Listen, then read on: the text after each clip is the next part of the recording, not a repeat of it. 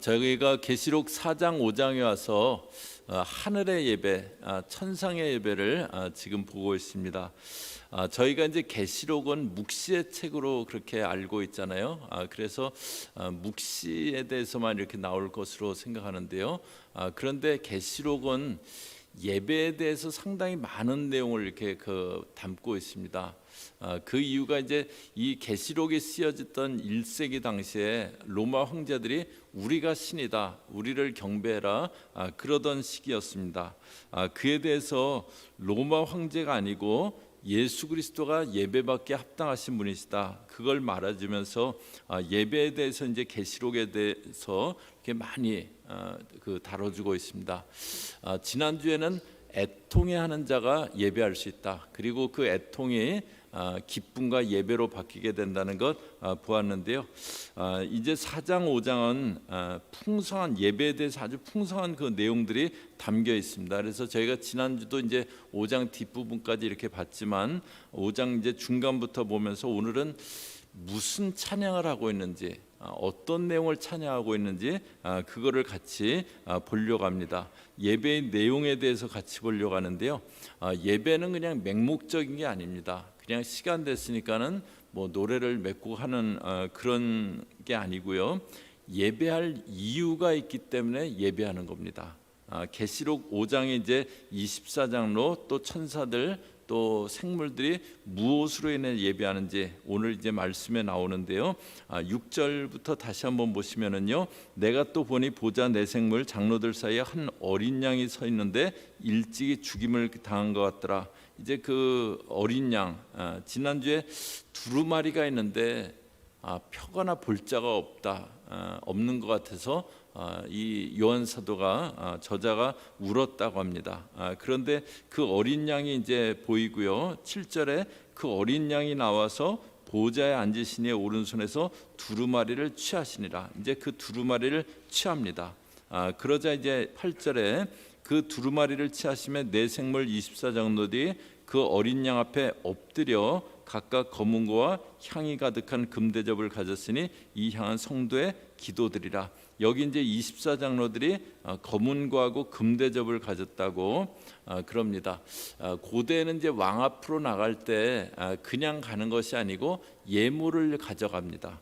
그런데 여기 이제 금대접을 갖고 있다고 하는데요. 거기에 성도의 기도들이 가득했다고 그럽니다. 저희들의 기도가 주님께 예물이라고 그렇게 합니다.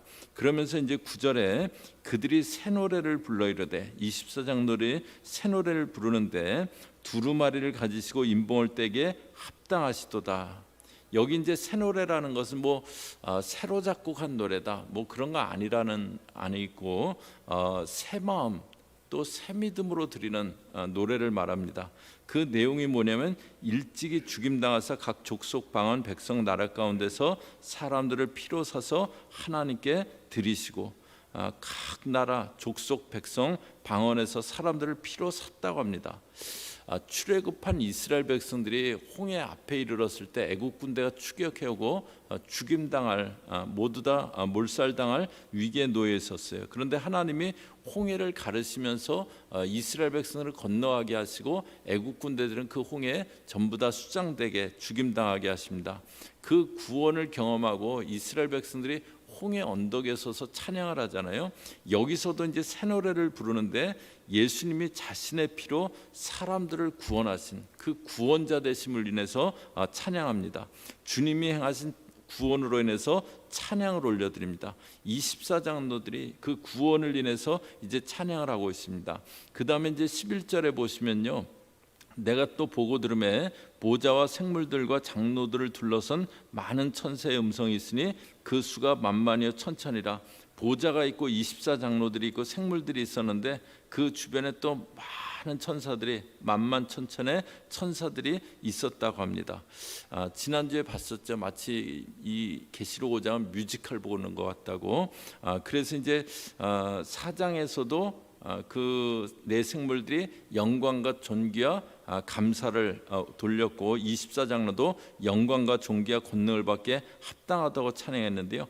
그런데 여기 이제 5장에 와서 천사들의 찬양은 12절에 보면요. 큰 음성으로 이르되 죽임당하신 어린 양은 능력과 부와 지혜와 힘과 존귀와 영광과 찬송을 받으시기에 합당하도다. 7가지를 찬송합니다. 능력과 부와 지혜와 힘과 존귀와 영광과 찬송. 그런데 여기 7가지는 뭐냐면 어떤 존재도 이것을 같이 가질 수 있는 그런 존재는 없는 겁니다. 맨 앞에 나오는 능력은요, 한계가 없는 능력이에요. 그러니까 어떤 사람이 능력이 있어도 그 능력은 어떤 제한적이잖아요. 뭐 특별한 능력이 있어도 그 분야만 능력이 있는 거지 다른 분야는 능력이 있는 게 아니잖아요. 그런데 여기 그 능력은 어떤 제한이 없는 능력이에요. 그러니까 어떤 존재도 가질 수 없는 그 7가지를 다 가지신 그런 분이시라는 거예요. 그 앞에서는 이제 24장로들은 구원을 베풀어 주신 주님이 행하신 일로 인해서 예배했고요. 지금은 주님이 어떤 분이신가?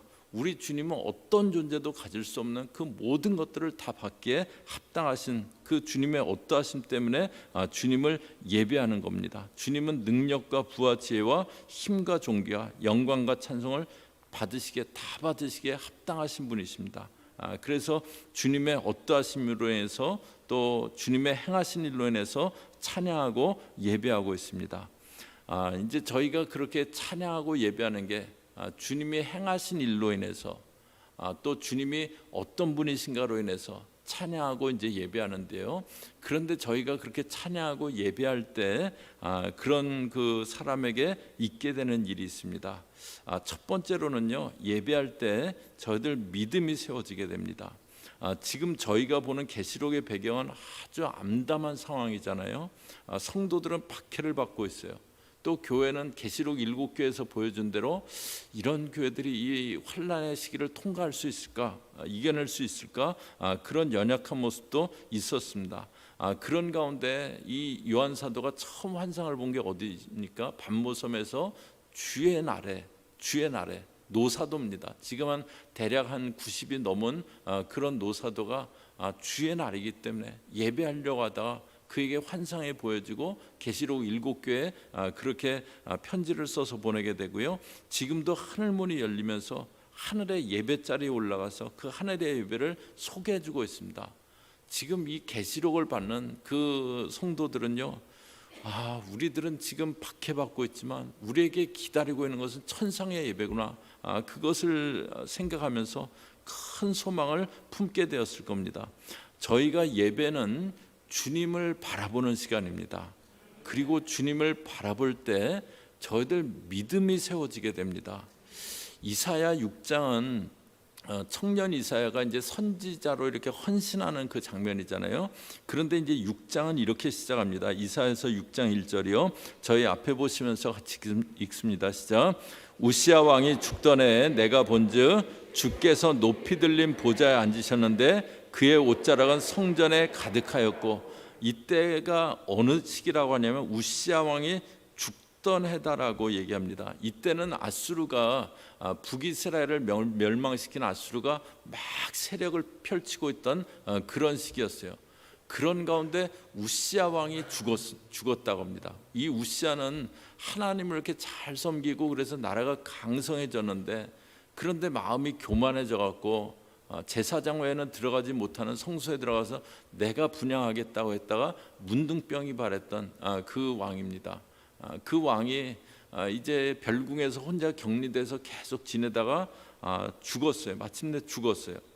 외적으로 아수르 위협이 굉장히 있는 시대인데 내적으로는 왕이 그렇게 문둥병 걸려 있다가 격리돼 지내다가 죽는 아주 어수선한 시대였습니다. 그러니까 나라 상황이 뭐 아주 혼란스럽다고 할 수 있는 그런 때였어요. 그러니까 이사야 마음이 여러 가지 염려로 이렇게 가득했던 것 같아요. 그래서 이사야가 성전에 올라갑니다. 예배자리에 올라갑니다. 그런데 우시야 왕이 죽던 해에 주께서 높이 들린 보좌에 앉으셨다. 지금 저희 4장하고 5장에서 이 요한 사도가 보는 것도 보좌에 앉으신 그 하나님을 보잖아요. 보좌에 계신 이를 보잖아요. 이 이사야도 우시야 왕이 죽고 아주 어수선하고 혼란스러운 시대인데, 그래서 예배자리에 갔는데, 그런데 그 이사야에게 뭐가 보이냐면 성전에서 높이 들린 보좌에 앉으신 주님이 보이는 겁니다.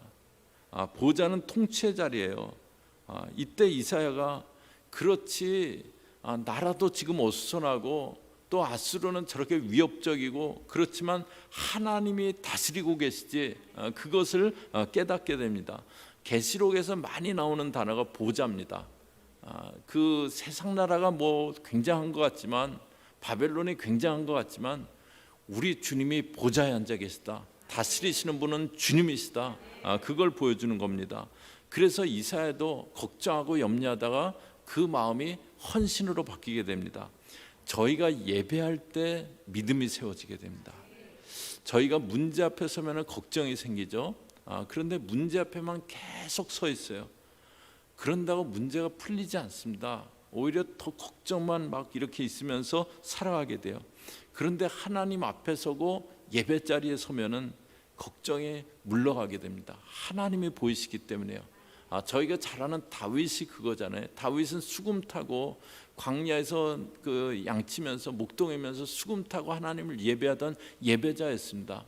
그래서 온 이스라엘이 골리앗 때문에 벌벌 떨고 있는데, 그런데 다윗은 그 골리앗보다 크신 하나님이 보이시는 거예요.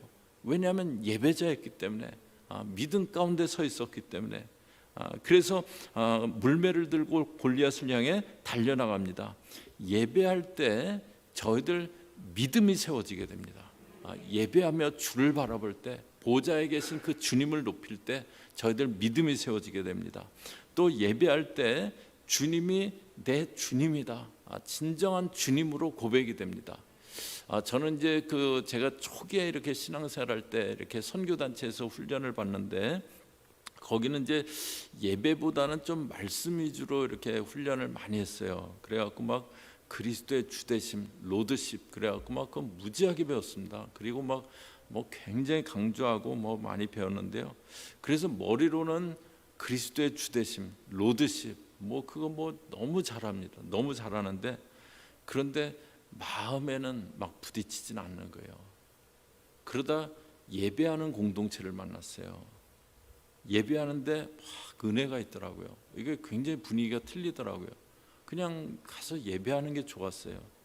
그러면서 머리로만 있던 그리스도의 주되심이 가슴으로 이렇게 내려오더라고요. 머리로만 있었는데, 지식으로 알고 있었는데, 저희가 머리로만 하는 제자 훈련은요, 가슴이 바뀌지 않게 됩니다. 머리로는 많이 알아요. 그런데 가슴이 바뀌지 않는 거예요. 그런데 예배가 살아있어요. 그래서 예배하면서 날 위해서 죽임당하신 어린 양이 가슴에 부딪혀와요. 그러면 머리로만 알던 그리스도의 주되심이 가슴으로 고백되게 됩니다. 그러니까 저희들 신앙의 문제는요, 주님이 이제 진정 주님으로 고백되지 않는데 문제가 있는 겁니다. 머리로는 저희들 예수님이 주님이라고 다 알죠. 입술로는 다 그렇게 고백합니다. 그런데 실제 생활에서는 여전히 내가 주인인 거예요. 그냥 내가 주인 노릇 다 하고 살아가는 거예요. 그런데 진정으로 예배할 때 능력과 영광과 부와 지혜와 존귀와 찬송을 받기에 합당하신 그 주님을 진정으로 예배하게 될 때, 나는 아무것도 아니구나, 그거 보이게 됩니다. 주님만이 영광 받기에 합당하신 주님이시구나, 그걸 보게 됩니다. 그리고 주님을 주님으로 모시고 섬기게 됩니다. 저희가 예배할 때, 저희가 예배하는 사람, 그 사람은 가슴으로, 삶으로 예수님이 내 주님이시다 고백하면서 살아가게 됩니다. 그리고 예배할 때 구원이 베풀어집니다. 사도행전 2장 47절이요. 저희 앞에 보시면서 같이 읽습니다. 시작. 하나님을 찬미하며 또 온 백성에게 칭송을 받으니 주께서 구원받는 사람을 날마다 더하게 하시니라. 여기 이제 사도행전 2장 47절, 구원받는 사람을 날마다 더하게 하셨다. 제가 이렇게 저희 교회 한 중반까지는 이 기도 많이 했던 것 같아요. 주일날마다 구원받는 사람이 날마다 더해졌다고 하는데, 그렇게 되게 해달라고 그렇게 기도를 많이 했는데요. 그 초대 예루살렘 교회 모습입니다. 구원받는 사람이 날마다 더해졌대요. 그런데 사도행전 2장의 특징은요, 이들이 전도를 열심히 했다, 그런 표현이 나오지 않습니다. 그냥 사도들의 가르침을 받고 성전에 모이기를 힘쓰고 물건을 통용하고 그러면서 하나님을 찬미했다 그래요. 그렇게 백성들이 칭송하며 찬미하는데 백성들에게 칭송받고 또 그런 찬미하고 예배하는데 구원받는 사람들이 날마다 더해진 겁니다. 막 무슨 뭐 전도를 어떻게 하자 막 그래서 그게 아니고요. 그저 하나님을 찬미하고 예배하는데 주께서 구원받는 사람을 더하신 겁니다. 예배할 때 구원이 베풀어집니다. 가령 신앙이 없는 사람이 예배를 왔어요. 그런데 보니까 조는 사람 반, 딴짓하는 사람 반. 그러면 믿는 거 가짜구나, 믿을 필요 없구나, 예배드릴 필요 없구나, 딱 그렇게 생각할 겁니다. 그런데 와 보니까 정말 막 감격 가운데 예배를 해요. 그러면 나 그동안 몰랐는데 믿는 거에 뭐가 있구나, 그러면서 마음이 막 확 열어지게 될 겁니다. 그래서 전도가 되려면요, 교회가 먼저 예배 공동체가 돼야 됩니다.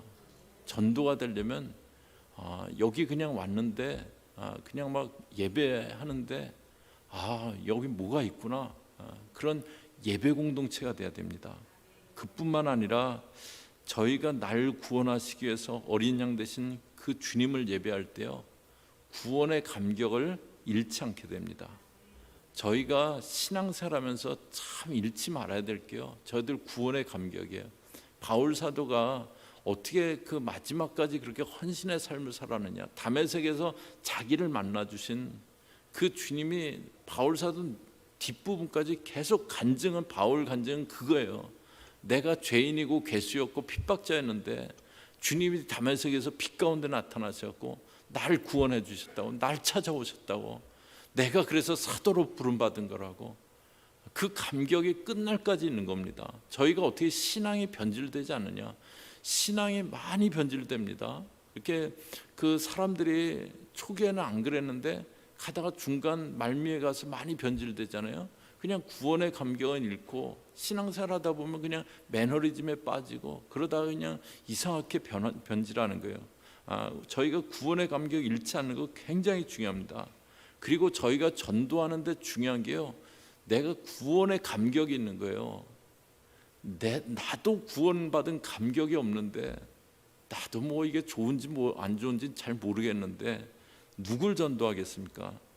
그런데 예배할 때 구원의 감격이 새로워지게 됩니다. 예배할 때 구원의 감격이, 어린 양 대신 예수 그리스도를 찬양하며 저희들 가운데 구원의 감격이 있게 됩니다. 그래서 오늘 24장로들이 새 노래를 불렀다고 하잖아요. 저희가 구원의 감격이 있을 때 저희들도 새 노래를 부르게 됩니다. 이제 저희 교회가 이런 모습의 공동체가 되자, 그렇게 이제 추구하는 것, 그동안에 이렇게 산발적으로 이렇게 계속 말씀을 드렸는데, 저희 교회가 이런 모습의 공동체가 되자, 이런 모습의 공동체를 추구하자. 이제 그 모습이 한 4가지 정도 있습니다. 요약하면 4가지 정도 있습니다. 첫째는 구원의 방주입니다.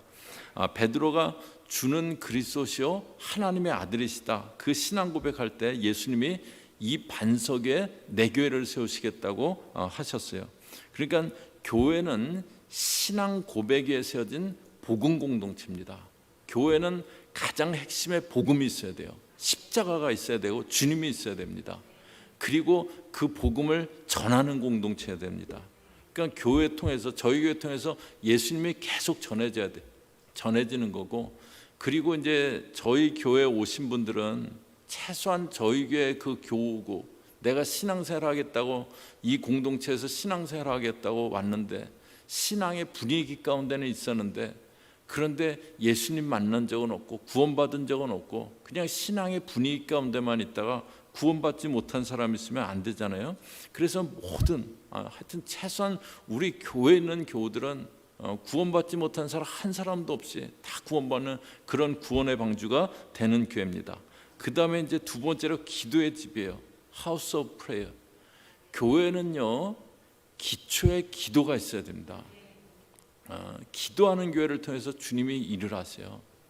주님은 기도하는 교회를 통해서 일을 하세요. 그래서 주님이 내 집은 만민의 기도하는 집이다라고 말씀하시잖아요.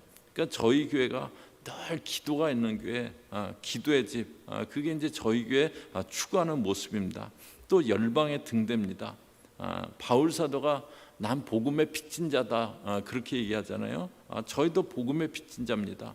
그래서 열방 가운데 복음의 빛을 비추고 선교 사명을 감당하고 그런 교회가 이제 계속 되어 나가야 됩니다. 그런데 그 중에서 저희가 자주 얘기하고 있는 것이 다윗의 장막, 예배하는 공동체입니다. 구원의 방주고 다윗의 장막, 예배하는 공동체고 기도의 집이고 그리고 열방의 등대고, 그게 이제 저희 교회가 추구하는 그 공동체의 모습입니다. 다윗의 장막, 다윗이 하나님의 법궤를 가져와서 그 법궤를 장막 안에 이렇게 모셔놓고 제사장이 24반열이 이제 이렇게 그 예배를 그 제사를 섬기는데, 그런데 찬송하는 사람을 24반열을 세워놓고 그러고 하루 그 쉬지 않고 그 예배가 끊어지지 않게 하잖아요. 그 예배에 대한 다윗의 갈망, 그 다윗의 장막, 그런 것처럼 정말 예배가 살아있는 교회, 예배가 살아있는 교회, 다윗과 같이 예배에 대한 갈망이 있는 그런 공동체. 근데 예배에 대한 갈망이 신앙생활하다 보면 이게 너무 당연한 것 같은데요, 없기 쉽습니다.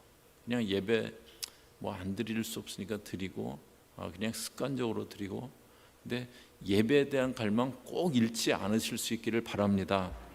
오늘 이제 저희가 천상의 예배에서 무엇을 찬양하는가 보았고요. 예배할 때 저희들 믿음이 세워진다. 주님이 정말 주님으로 고백되게 된다. 또 예배할 때 구원이 베풀어지게 된다. 그거 보았습니다. 저와 여러분 어린 양 대신, 저와 여러분을 위해서 어린 양 대신 주님을 기억하면서 주님의 어떠하심을 기억하면서, 그래서 늘 주 앞에 새 노래를 부르는 예배자로 주 앞에서는 저와 여러분 되시기를 주의 이름으로 축복합니다. 같이 기도하겠습니다. 하나님 아버지, 오늘 저녁에 저희들에게 예배의 영을 부어 주옵소서. 하나님 아버지, 예배에 대한 갈망이 식었습니까? 예배에 대한 사모함이 줄어들었습니까? 다시 예배의 영을 부어 주시고 예배를 갈망하고 저희 교회는 다윗의 장막, 예배 공동체 계속되어질 수 있게 저희들 붙잡아 주시옵소서. 예수님의 이름으로 기도 올리옵나이다. 아멘.